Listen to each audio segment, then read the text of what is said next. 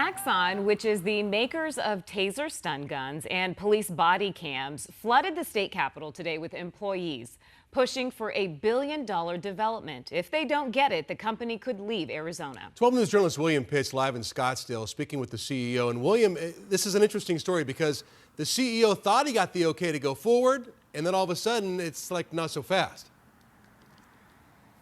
Yeah, this has been a roller coaster for a lot of months so far. Now, this is where that Axon campus would be. This dirt lot behind me here, we're talking restaurants, apartments, hotels. It's housing that Axon says it needs to compete with other big companies in the tech sector. But opponents say if they need housing in Scottsdale, there's really no shortage of it.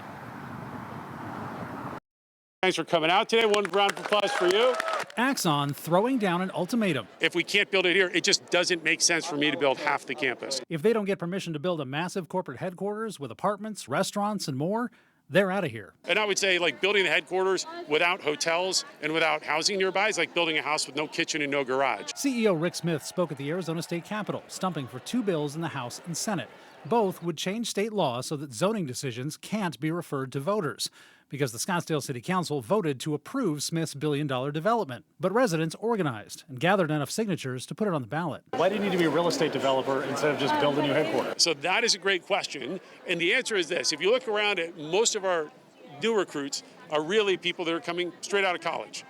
Those people are not ready to settle down and buy a house and have to drive to work every day. And we're competing. If you look at all the top tier tech companies, they have campuses. We can't be losing this business to any other state, especially since it grew up here, right here in Arizona. Those bills are in the early stages, but some lawmakers are pushing them hard. This is huge economic impact, not only for our families that are struggling, but for our state. It's pretty clear that what Axon is doing is they're trying to get around the will of the voters. Bob Littlefield is one of the driving forces against Axon's new campus. There are a lot of reasons why: congestion, noise, impact, proximity to Scottsdale Airport.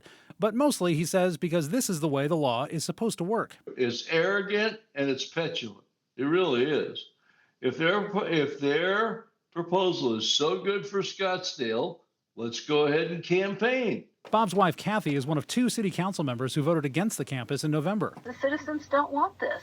They just plain don't want the apartments there. If these bills pass, Bob Littlefield says it'll most likely end up in court. If they fail, Axon says the company and its hundreds of employees like these would leave. Would they be laid off or moved? I think most of the people would move. I wouldn't anticipate we'd be laying people off. Well, those bills are currently going through committee. Rick Smith says if this does come down to a public vote, which it's looking like it might, he wants it this year, but it's looking like it will probably last until 2026. Rick Smith says he can't wait that long. We're live in Scottsdale. William Pitts, 12 News.